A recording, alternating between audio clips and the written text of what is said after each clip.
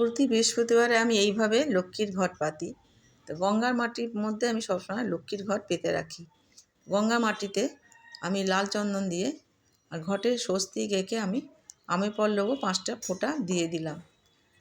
এবারে ঘটের মধ্যে আমি 7টা আতপ চাল, একটু গোলাপ জল আর লাল চন্দন 1 ফোঁটা দিয়ে ঘরটা পরিপূর্ণভাবে আমি জল দিয়ে দিলাম। এই গঙ্গার মাটির মধ্যে আমি এবারে পঞ্চশস্য দিয়ে দিলাম আর 5টা দুব্ব লাল চন্দন দিয়ে দিলাম। এবার আমি ঘট পাতবো, তাই জন্য সবসময় আমি লাল চেলি কাপড় আর একটা হর্তুকি ঘটে দিয়ে রাখি। ফুল আর বেলপাতার মধ্যে গঙ্গা জল ছিটিয়ে আমি লাল চন্দন দিয়ে ফুলটা শুদ্ধি করে নিলাম।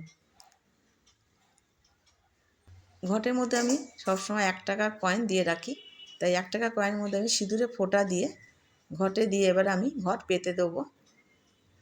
বেলপাতা আর ফুল দিয়ে ঘটটা পেতে দিলাম।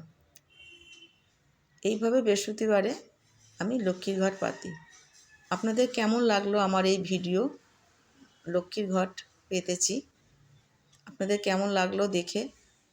যদি ভালো লেগে থাকে তাহলে কমেন্টে জানাবেন।